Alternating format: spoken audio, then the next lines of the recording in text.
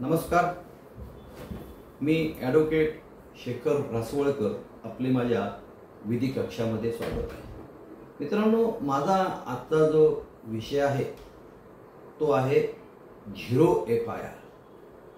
आता zero FIR हा विषय समजून घेण्यापूर्वी FIR म्हणजे काय, तर FIR म्हणजे प्रथम माहिती अहवाल, म्हणजे फौजदारी प्रक्रियेतील पहिला दस्तऐवज की ज्याच्या आधारे संबंधित पोलीस गुन्ह्याची चौकशी सुरू करतात त्याला आपण म्हणतो FIR। जर एखाद्या वेळेस दखलपात्र गुन्हा घडला तर ती पीडित व्यक्ती किंवा तिचे नातेवाईक किंवा त्याचे मित्र अथवा कोणीही संबंधित पोलीस स्टेशनला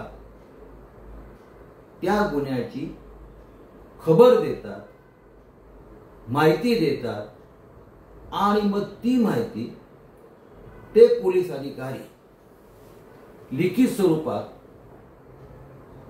नोंदवून घेतात। नोंदवून घेतल्यानंतर त्यातील सबस्टन्स त्यांच्या त्या डायरीमध्ये नमूद करतात। नमूद केल्यानंतर त्याला ती वाचून दाखवतात। वाचून दाखवल्यावर त्याची ती सही घेतात आणि सही घेतल्यानंतर त्याला त्या तक्रारीची जी कॉपी आहे ही त्याला ती फ्री ऑफ कॉस्ट दिली जाते। हे झालं FIR ची व्याख्या। जर त्या पोलीस अधिकाऱ्याने ती तक्रार नोंदवून घेण्यास नकार दिला, टाळाटाळ केली, तर ती संबंधित व्यक्ती जिल्हा पोलीस अधीक्षक DSP कडे रजिस्टर पोस्टाने तक्रार नोंदवतात आणि मग त्यावेळेस जिल्हा पोलीस अधीक्षक स्वतः किंवा आपल्या आधिपत्याखाली असलेले दुसरे अधिकारी त्यांच्या मार्फत त्यांना वाटलं तर ते तपास करतात। हे झालं ओल्ड CRPC सेक्शन 154 प्रमाणे। आता नवीन जो कायदा आलाय दी भारतीय नागरी सुरक्षा संहिता, तर झिरो FIR म्हणजे काय, तर झिरो FIR म्हणजे पूर्वी कसं होतं, पूर्वी ज्या हद्दीमध्ये गुन्हा घडला त्याच हद्दीमध्ये तुम्हाला तक्रार नोंदवता येत होते। तसं आता तो बदल त्यांनी काढून टाकला। तिथे त्यांनी फरक असा केला, irrespective of the area where the offence is committed, म्हणजे त्याच हद्दीमध्ये गुन्हा घडला पाहिजे असं नाही। तुम्ही दुसऱ्याही पोलीस स्टेशनला दखलपात्र गुन्ह्याची तक्रार करू शकता।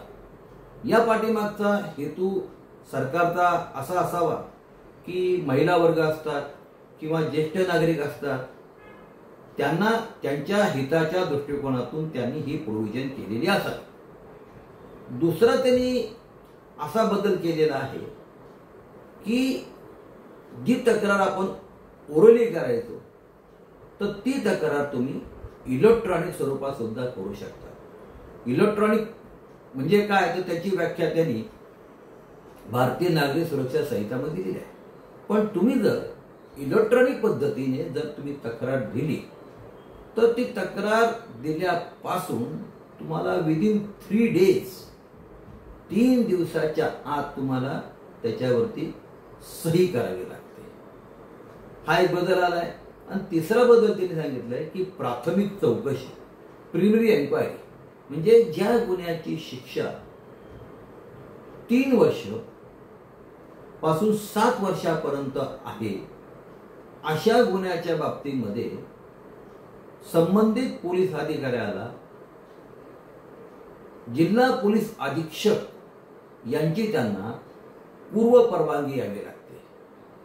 पूर्व परवानगी शिवाय त्यांना त्या प्रकारची चौकशी करता येणार नाही। म्हणजे हा त्याच्यामध्ये प्राथमिक चौकशीचा त्याच्यामध्ये त्यांनी तो मुद्दा हा केलेला आहे। पूर्वी झिरो FIR ची संकल्पना किंवा कुठल्या प्रकारचा कायदा नव्हता। सुप्रीम कोर्टाचे असे 2-4 केस आले की जरी FIR नसेल तर तुम्ही दुसऱ्या ठिकाणी झिरो FIR करू शकता। परंतु कायदा नव्हता. आता काय झाले, हा कायदा आल्यामुळे तुम्हाला कोणत्याही ठिकाणी दखलपात्र गुन्ह्याची 0 FIR हा कायद्याने करता येणार आहे. हा त्यामध्ये महत्वाचा बदल आलेला आहे. मित्रांनो, यापूर्वी मी अँटिसिपेटरी बेल मध्ये there is no proviso of interim bail असा एक व्हिडिओ नुकताच प्रसारित केला होता आणि त्याच्यामध्ये तो जो सेक्शन आहे 484 त्याच्यामध्ये मी म्हटलं होतं की अशा स्पेसिफिक कुठल्या प्रकारची प्रोव्हिजन नाही. परंतु माझ्या दृष्टिकोनातून जरी इंटरिम बेलची प्रोव्हिजन जरी नसेल तरी काही इन एक्सेप्शनल सर्कमस्टन्सेस, आता एक्सेप्शनल म्हणजे कोणत्या, जर एखादी स्त्री गरोदर असेल, एखादा मनुष्य गंभीर आजाराने हॉस्पिटलला ऍडमिट असेल, एखादा मनुष्य वयोवृद्ध असेल, अशा प्राप्त परिस्थितीमध्ये किंवा अपवादक स्थितीमध्ये कोर्ट त्याला इंटरिम बेल देऊ शकेल. हायकोर्टाला तर त्याच्या इन्हेरंट खाली त्यांना पॉवर्स आहेच. त्यामुळे जरी प्रोव्हिजन जरी नसली तरी त्याला त्या प्राप्त परिस्थितीमध्ये कोर्टाला इंटरिम बेल देता येईल. असो मित्रांनो, तुम्हाला माझा हा व्हिडिओ आवडला, लाईक करा, शेअर करा, सबस्क्राईब करा. धन्यवाद.